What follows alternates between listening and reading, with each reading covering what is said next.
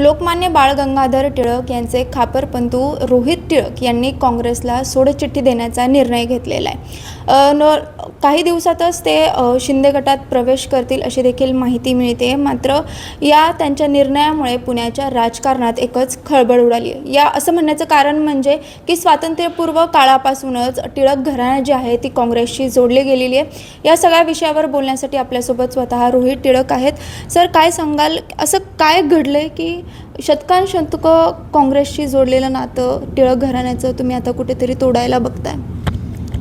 काँग्रेस ही खरं स्वातंत्र्यपूर्व काळात एक चळवळ होती। तो काय असं एक विशिष्ट पक्षासारखं नव्हतं।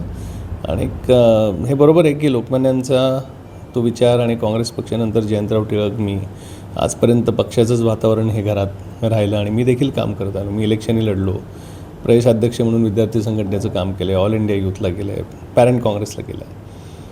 त्यामुळे ते वातावरण घरात हे निश्चित होतं। पण हे चालू झालं खरं 2000 आता 3 वर्ष आधी, जेव्हा टिळक स्मारक ट्रस्टच्या वतीने पंतप्रधानांना पुरस्कार दिला गेला। ते 83 पासून पुरस्कार हा दिला जातो टिळक स्मारक ट्रस्टकडनं। जयंतराव टिळकांनी तो चालू केला होता। SM जोशी होते पहिले मानकरी आणि ते वेगळ्या वेगळ्या क्षेत्रात ज्यांनी काम केलं आहे किंवा ज्यांनी भारताचं नाव हे जागतिक पातळीवर उंचावलं आहे, अशा लोकांचा सन्मान 1 ऑगस्टला पुण्यतिथीनिमित्त, लोकमान्यांच्या पुण्यतिथीनिमित्त हा केला जातो, त्यांच्या नावाने पुरस्कार देऊन। ते फक्त राजकीय क्षेत्र नाही आहे, त्यात अनेक उद्योजकांना दिला आहे, शास्त्रज्ञांना दिला आहे, रेव्होल्युशनरीजला दिला आहे, सोशल वर्कर्सला दिला आहे। पण मोदी साहेबांना जेव्हा दिला ते काँग्रेसमध्ये भयंकर तेव्हापासून निगेटिव्हिटी आणि ही दिसली। बऱ्याच वेळा एक्सप्लेनेशन दिलं की हा एक सोशल प्लॅटफॉर्म आहे आणि तो माझा काही वैयक्तिक पुरस्कार नाही, तो संस्थेने दिलेला हा पुरस्कार आहे। त्यामुळे त्याचं राजकारण करायची काही गरज नव्हती। पहिलं काय वाटलं नाही, पण वारंवार जेव्हा हाच विषय हा पुढे आणला जात होता, तेव्हा मात्र मग मी काम थांबवायचं थोडं ठरवलं आणि 2-2.5 वर्षापासून मी सोशल काम करत होतो किंवा व्यक्तिगत कोणी सांगितलं तर पक्षाच्या याने काम करत होतो।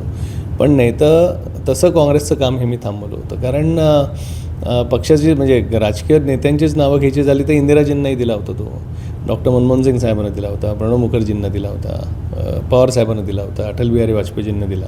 त्यामुळे एक विशिष्ट पक्षाचा हा कुठला पुरस्कार नव्हता। तरी देखील एवढं राजकारण त्याच्यावरनं केलं गेलं म्हणून शेवटी मग मी नाईलाजापोटी ते काम थांबवून टाकलं।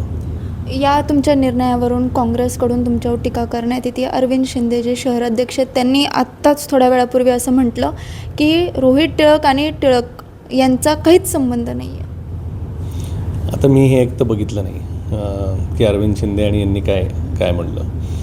आणि हे आता नेत्यांना माहिती आहे की ज्या पद्धतीत अनेक नेत्यांना हे कळतही होतं हे चुकीचं चाललं आहे, की एक पुरस्कार घेऊन त्यांनी तो विषय करायला नको होता। आणि शेवटी आत्ता आपण बघितलं की ज्या याच्यावर शिंदेसाहेबांनी एकदम जेव्हा राज्यसभेची निवडणूक आत्ता जेव्हा होती तेव्हा दुसरी सीट ही लढवायचं त्यांचं चाललं होतं आणि तेव्हा जेव्हा मी त्यांना भेटलो, त्याचं उमेदवारी मला द्यायचं त्यांचं जेव्हा ठरलं, तेव्हा कुठेतरी हेही वाटलं की एक तरुणाला एकदम शिंदेसाहेबांनी एकनाथ शिंदेसाहेबांनी विश्वास टाकला आहे आणि राज्यसभेची जागा ही त्यांना लढवणं योग्य वाटलं। एक काम करायला संधी मिळेल, त्यांच्याबरोबर काम करायला आवडेल आणि खूप वेगळा नेता आहे, लोकांना ताकद देणारा, कार्यकर्त्यांना ताकद देणारा नेता आहे, म्हणून तो निर्णय तेव्हा घेतला गेला। आणि पक्षाची एक निष्ठ किंवा हे काम आजपर्यंत मी केलंच आहे, त्याच्यावर मला वाटत नाही कोण काय बोलू शकेल। आणि साधारण राजकारण हे कसं चालतं किंवा काँग्रेस पक्षाला तर मी सुद्धा अनेक वर्ष काम करतो आहे, त्याच्यामुळे अशा प्रकारच्या तक्रारी या वारंवार कशा केल्या जातात आणि त्यांनी काय होतं हे मी सुद्धा जवळून बघितलं आणि माझे देखील सगळ्यांचीच तिकडे संबंध आहेत, अनेक लोकांशी बोललो सुद्धा। माझा स्वभाव नसल्यामुळे मी नावं नाही घेणार कोणाची, कारण एक शेवटी पार्टी कंपल्शन्स असतात आणि आजपर्यंत मी बरोबर त्यांच्या काम केलं आहे, मला आदर आहे त्या सर्वच नेत्यांविषयी। त्यामुळे हा माझा निर्णय आहे शेवटी की तेच किती वेळा सांगायचं त्याच तक्रारीवर, म्हणून मी थांबवलं आणि माझं सामाजिक कार्य हे करत होतो। म्हणजे असं नाही की मी दुसऱ्या पार्टी लगेच काहीतरी जॉईन केली होती 3 वर्ष आधीपासून। आता हे एकदम अचानक वेगळ्या गोष्टी घडल्या की जेव्हा माझ्यावर विश्वास शिंदेसाहेबांनी दाखवला म्हणजे असं काय आहे का बरं की शिंदे गटाकडून तशी ऑफर आली, एकीकडे काँग्रेस पण सतत पुरस्कारावरून टीका करत होतं, म्हणजे कावळा बसायला आणि फांदी तुटायला, असं काय आहे का?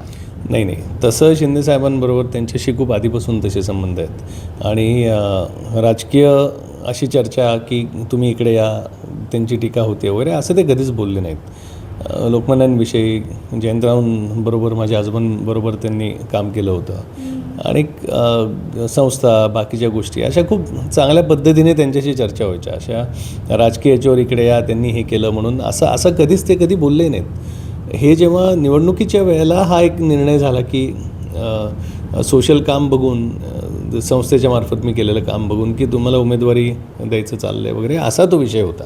त्याच्यामुळे पुरस्काराच्या यांनी टीका होती आहे, मग आता हे काँग्रेस असं करतं आहे म्हणून हे या, तो 3 वर्ष आधी झाला हो पुरस्कार.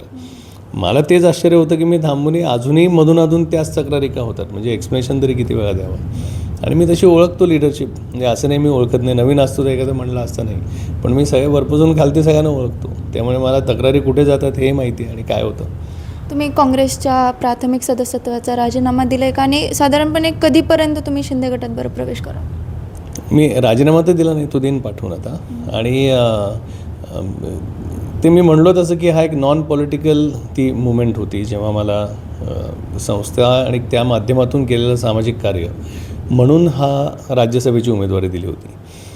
आणि मी म्हणलो तसं की तो एक वेगळा नेता आहे, त्यामुळे त्यांच्याबरोबर काम करायला मला निश्चित आवडेल. पण आता काय जबाबदारीने किंवा पुढील, आता बघू, हे जस्ट आता झालं आहे, आता पुढे काय रूपाने ते होईल, नाही तर माझं काम चालूच आहे, पण कशा पद्धतीने होईल ते मी कळवीनच स्वतः. नक्कीच पंतप्रधान नरेंद्र मोदी यांना टिळक घराण्याकडून जो पुरस्कार देण्यात आला, त्याच्यावरून एक काँग्रेसमध्ये एक अंतर्गत वाद जो आहे तो होता आणि एक अशांतता जी होती, त्याच्यामुळेच हा निर्णय घेतल्याचं म्हटलं आहे. तसंच दुसरीकडे शिंदे गटाकडून देखील त्यांना राज्यसभेची ऑफर आली होती, अशीही माहिती मिळते आता, तसे त्यांनी सांगितलं आहे. त्याच्यामुळे एकंदरीत आता पुढचा प्रवेश त्यांचा शिंदे गटात कधी होतो आहे, पुढची जी पद आहे, कुठलं महत्त्वाची जबाबदारी आहे, ती शिंदे गट आता यांच्यावर कशा प्रकारे टाकतो हे पाहणं महत्त्वाचं असेल. शिवानी लकडे, टाइम्स ऑफ महाराष्ट्र, पुणे.